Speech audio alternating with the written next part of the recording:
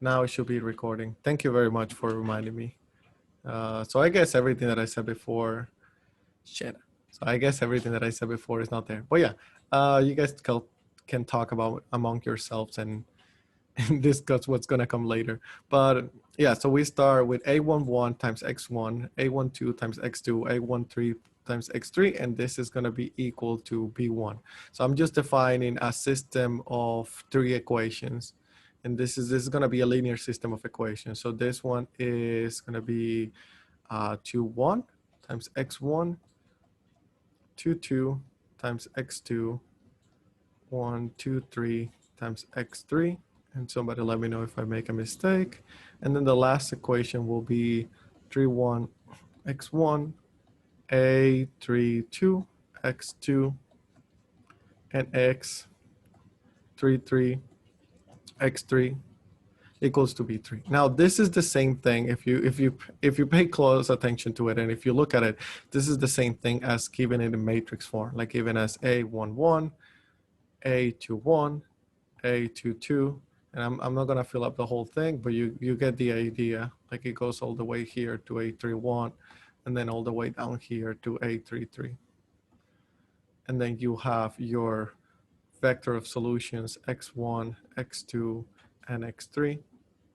And this is going to be equal to B1, B2, and B3. So what I'm pretty much going to do is and I'm going to change my color.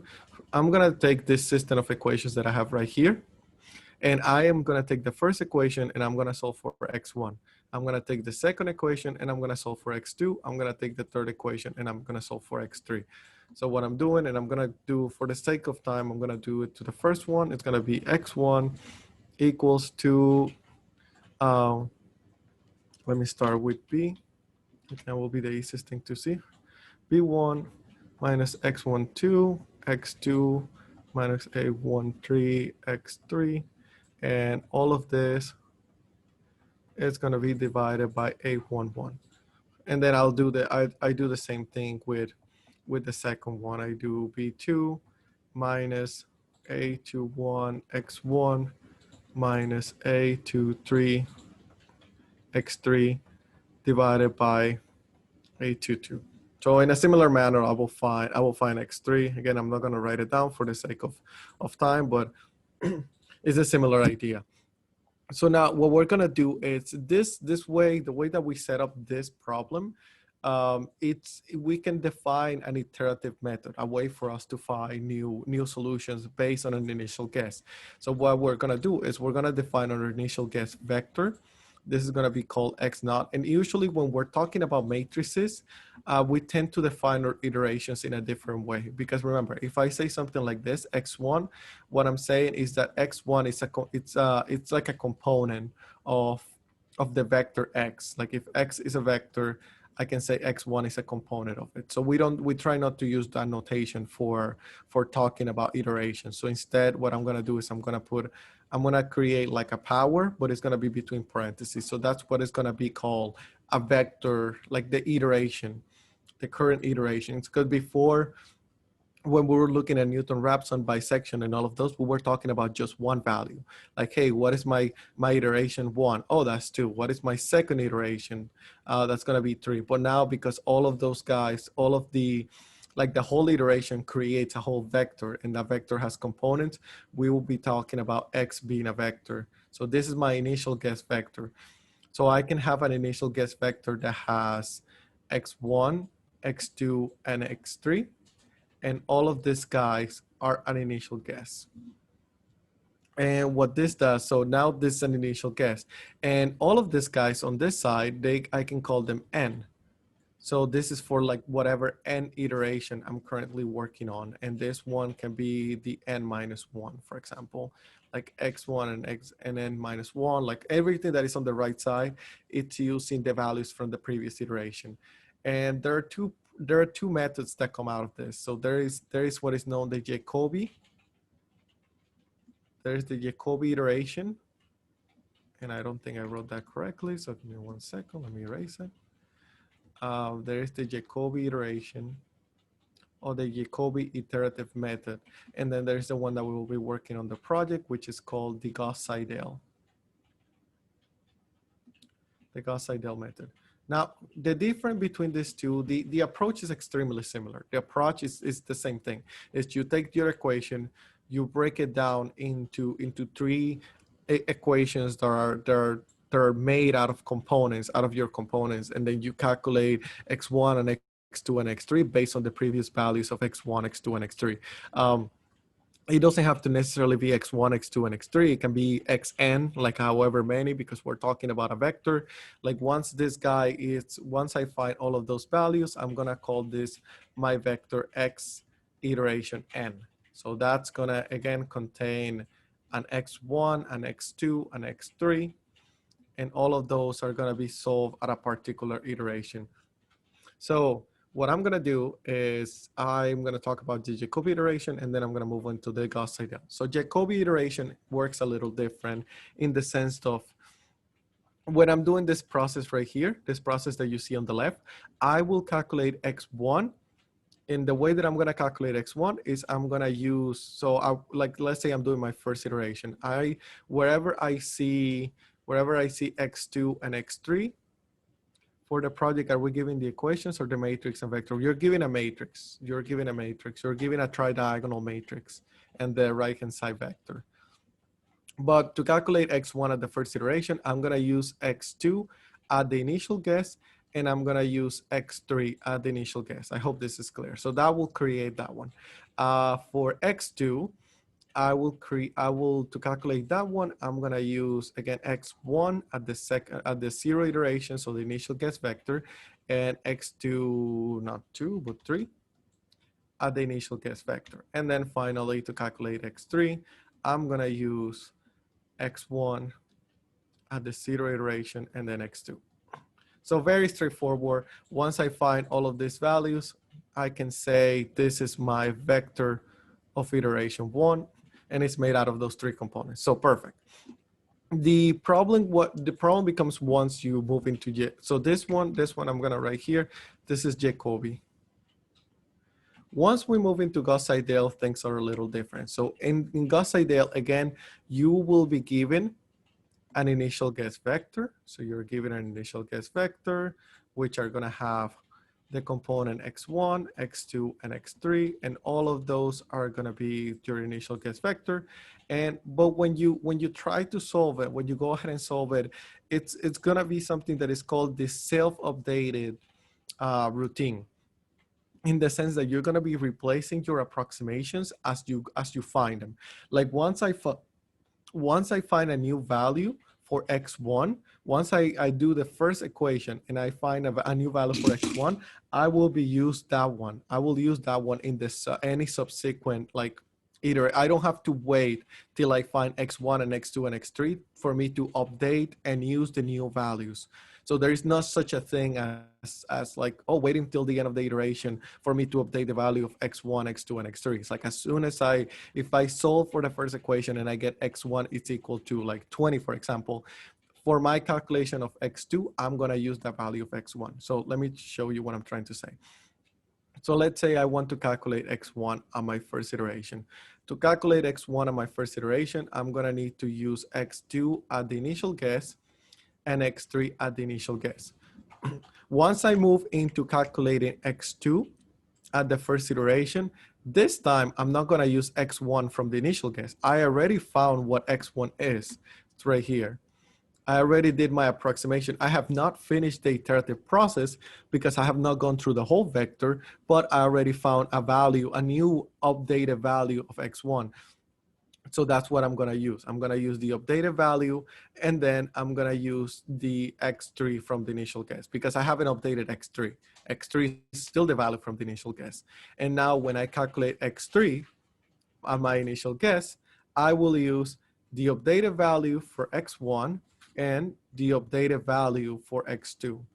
So you see how as I find like a value, as I find the approximation of x1 for the first iteration, I use it in the calculation of x2 at the first iteration. And then once I find the value of x2 at the first iteration, I will use it to calculate x3 at the first iteration. So it's kind of like more, it's faster than doing the traditional Jacobi method. But the only, I will say the only sideback on the only thing that is not as good is the fact that X1 doesn't get updated as fast as the other guys. Like once you have a more accurate representation of X1, then X2 and X3 are going to be more accurate because of this X1 that I'm using for all of them being more accurate. But X1 doesn't benefit from anything because he was the first guy, so to speak.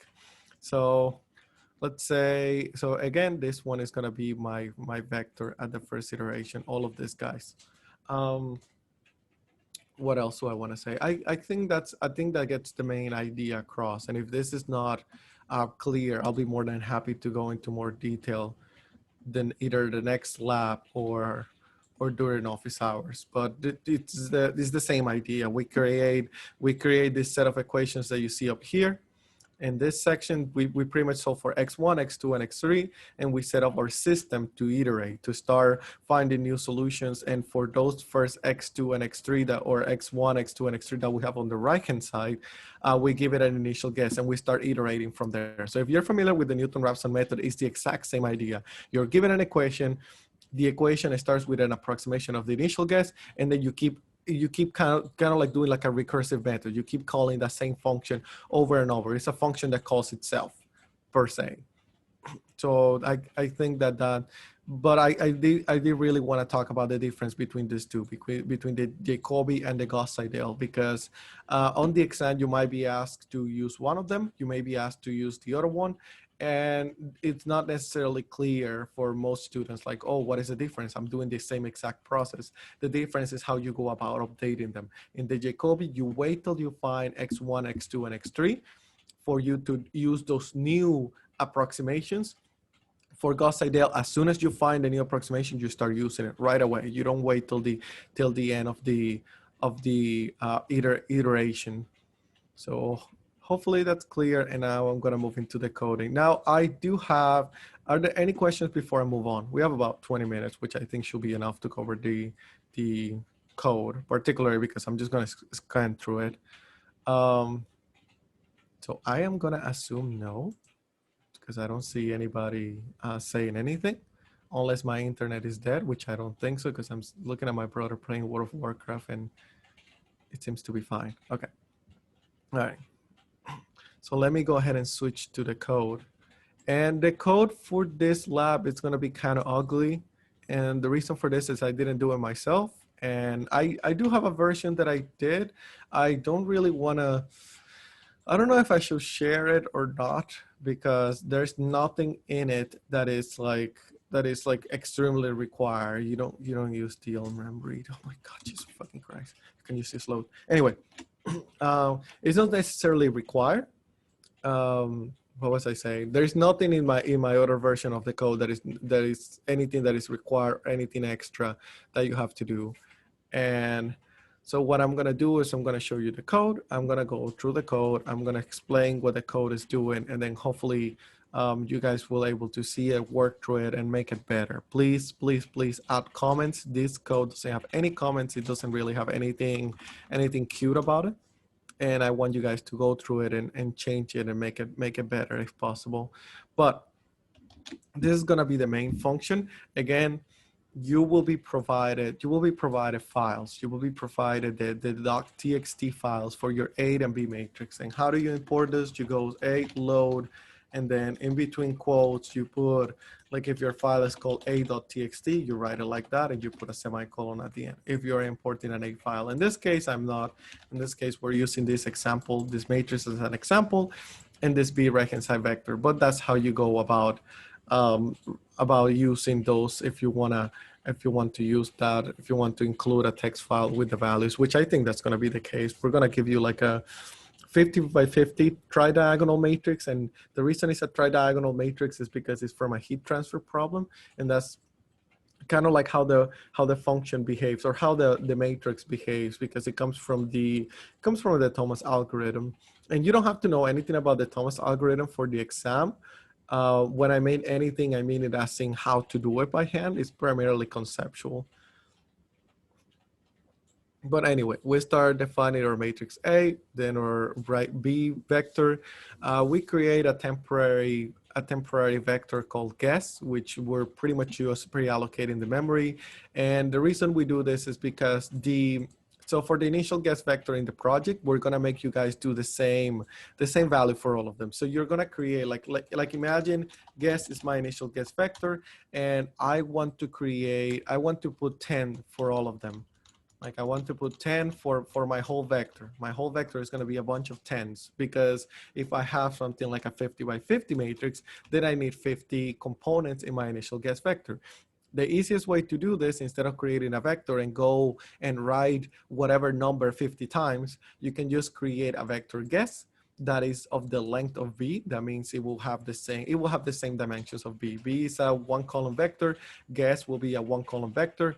And what this is going to do is this is going to create a vector of size B, and it's going to fill it up with a bunch of zeros. This is a command that you have seen before. And now what we do is we're going to take guess, and we're going to take all of the values of guess. I don't think this is necessary. I don't think this column right here is necessary, but to each their own. You're going to take guess, and you're going to make it equal to 10. So what this guy is going to do is he's going to take all of the components from the initial guess vector, and he's going to turn them all into 10. So my initial guess vector is pretty much made out of 10s. I will define my tolerance. I will define the max number of iterations. Again, not really necessary if you go into an infinite loop. However, to each their own. I will define an omega value of 1. I will be talking more about this on the next lab section. Omega value is what we call the pre-multiplying factor, which is something that is used to increase or decrease the speed of convergence of our Gauss-Seidel. So there's something called Gauss-Seidel. And then there is an addition to Gauss-Seidel called the implementation of SOR. SOR stands for Successive Over-Relaxation, which means you relax the process, and in return, it makes it faster. There is a pre-multiplication coefficient. There is a coefficient that you can multiply your Gauss iteration process by, your Gauss-Seidel iteration process, and it will increase the speed of convergences. This is what we have in the lab. On the left. Now, I think some of the TAs are not going to be providing this. I really don't care. I want to give you everything so that you have enough time for you to go over it, understand it, because as I mentioned before, as we go through the semester, these projects are going to get more complicated, and I want you to have more time so you can go through it rather than, hey, figure this out in 2 days. So again, here we call the function. The function that I'm going to call is going to pass A, B, my initial guess vector, the tolerance, the omega value, which in this case is 1. When the omega value is 1, I'm doing traditional Gauss-Seidel because I'm multiplying by 1. Anything you multiply by 1, you get the same value.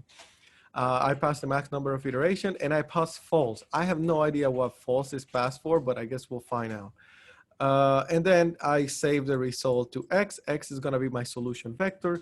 Residual is going to be my residual vector, my convergence vector, and my number of iterations. I do want to talk a lot about this, guys, iterative convergence and residual, because in the previous projects, they were just one value. You had a residual at a particular iteration. Remember, here we have multiple solutions. We have a solution vector that has a bunch of solutions inside. They have a bunch of coefficients that are the solutions for each particular x, x1, x2, x3, x whatever, they all get their solutions. And therefore, when you do ax minus b, you're getting a solution vector. Your residual is a solution vector. When you do iterative convergence, that is when you take your new solution vector minus your previous solution vector, the absolute value of that. A vector minus a vector gives you a vector. So you have vectors in this case. That's the whole reason why we do norms, why we do infinity norms and all of these things, because it's difficult to manipulate vectors. It's difficult to play with vectors. Whereas if you do norms tells you the magnitude, like the dimensions of a vector. Like if the infinity norm tells you the value of the largest component of a vector. So if the largest component, if the one with the largest magnitude is going to 0, that implies that all of the other components are going to 0. That's literally the reason why we do infinity norm. Not because we want to be fancy, not because we want to introduce all this stupid math that doesn't really mean anything. It's just literally if the largest component out of however many components I have inside of my vector. If the largest component of the residual, like think of it, the residual, we want the residual to go to 0. If the largest component of the residual vector is going to 0, therefore all of them are going to 0, because if the largest is going to 0, then all of them are going to 0. Otherwise, you will get that infinity norm is not going to 0, which means the largest component is not going to 0, which means you're fucked. Anyway, so here we do the calculations, like the call of the function, and we save them. Then we do the printing. This says here, stop here for lab. I say no. I say I give you everything. And you will be required to use different values of the successive over-relaxation. So the different values of omega. And those different values of omega will be used for the call of the function for the Gauss-Seidel SOR. So we'll be passing different values of omega, and we will see how that changes the speed of convergence. And the speed of convergence is how many iterations does it take you to accomplish a particular solution. And let me show you the Gauss-Seidel with SOR. So you can just take a picture of this, or when you go through the recording, you will be able to see this. The Gauss-Seidel with SOR, this process is the whole process that I was explaining before, how you will like solve for the diagonals, and then the diagonals will be used to calculate the equation of X, and then we will be using that equation of X and pass all of the old values into the new one. So highly suggest you to go through this code. Don't worry if you don't understand it. Don't worry if it's complicated. And there's really no reason to worry about this. One thing that I will say is, as I mentioned to you before, we have all residuals are vectors in this case, which means that every single iteration we will have a vector of however many dimensions we have, or however many unknowns. Now, if we want to look at it on a meaningful way, if we want to analyze the residual going to 0 at a minimum way, not in a minimal, but at a meaningful way, that's why we do the norms. Because I don't care at this current iteration, I don't care what my residual norm and my residual vector is. I know it's going to have 50 components or however many components, however unknowns I have. But what I care is the norm.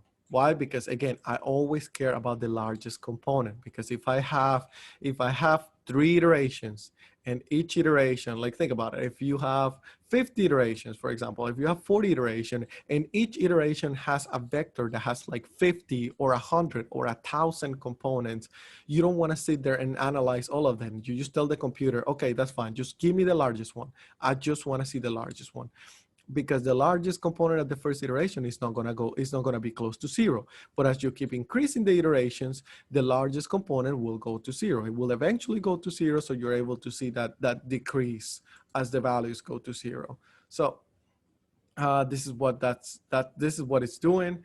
I don't understand what this is verbose. It really, God, I really have no idea why passing strings and things like that. But anyway, this is pretty much what you guys have seen before with Newton-Raphson and everything. You have your if statements, if it breaks, if it doesn't break, if it goes to shit, if it doesn't go to shit, and print the results at the current iteration. So if we go back to project 4 main, then that will be this is what I think it will be the most important thing, just because you need to analyze and understand the different omegas. So using different omegas, when you do the Gauss-Seidel iterative process, I have the result here on the left that you will see how using different values of omega really affects the number of iterations that it takes for convergence.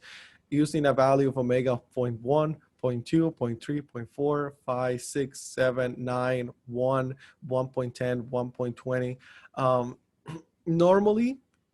Normally the values of omega that we use in industry or whenever this type of implementations happens is anywhere between 1 and 10. However, it's good that you are seeing values between 0.1 and 1.50. You can increase it by increasing this counter, by increasing this for loop. In the answer sheet, you will be asked for different values. And the same thing on the quiz. On the quiz, you'll be asked for different values. You'll be asked for a value of like, oh, what happens if you use 2.00, 2.5 or something like that. So it's good that you increase this counter. I think you have to increase it to like 20 to be able to see until 2.0.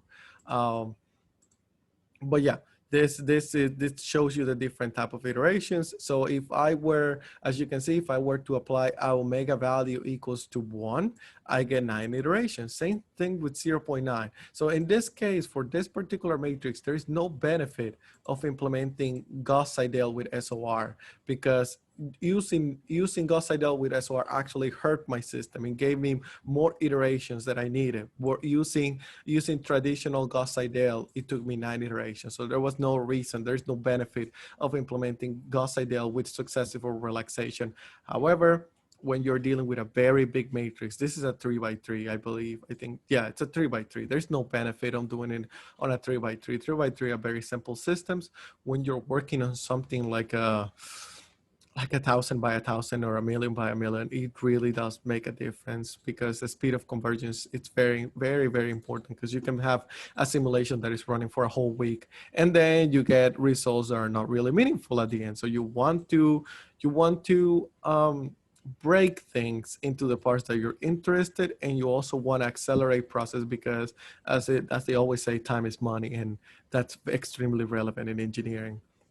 But yeah, this is the code. So I will do one little swipe like this. This is from line 1 till 41, and you guys can always stop the video to see it. Please add comments. They don't have to be extremely, the only difference, I own it. What do you mean? I don't understand. Oh, you're talking about the time? So funny. And this is the Gauss-Seidel with SOR. This is going to be the Gauss-Seidel with SOR. So this is the function. Again, it's not a very long function. So if you want to include it here at the beginning of your code, that's fine by me. You're more than welcome to do whatever you want, whatever helps you not have to forget or not submit certain values. So if I run this code again, you will see some pretty horrible, terrible graphs that I wish had better. It's a line from people's. 1, 2, 3, 4. I like Pitbull. He's funny. Very weird guy. But yeah, here's the number of iterations for the convergence versus the relaxation parameter. I love how they call it relaxation param omega. But as you can see, the relaxation parameter, the lowest point is right here at the 1. When you're dealing with something different, you're going to see a graph that looks similar to this. It's kind of like it goes from top down and then it goes back up. So there is a particular value. There's a particular relaxation parameter that will really help you. And it will most likely be between the range of 1 and 2. There's really no benefit past 2. And there is most of the time a value of omega that is less than 1, it will actually slow down the convergence. There might be reasons why sometimes people want to slow down the convergence of something, but I have yet to find a case when that happens. And these ones are just the different residuals. So this is the residual infinity norm, which means these are the residuals at every iteration. The reason all of these residuals do not belong to the same iteration. This residual, this one right here, like for an omega value is 1.5. This one right here is the infinity norm for every single iteration. So if this took 80 iterations, as you can see here, if this took every 80 iteration, at every single iteration, there was a residual norm value. So this is the norm at the first iteration, norm at the second iteration, norm at the third iteration, 4, 5, 6, 7. And again, the plot function just connects a line between all of those dots. Like all of these points that are being connected, they are the norm at the particular iteration for a given case. So we have 3 cases in here. Each case are going to have multiple iterations. And the only thing we care about those multiple iterations is not the vector, but the norm of the vector. But yeah, that is everything. And I think that's everything that you're going to need.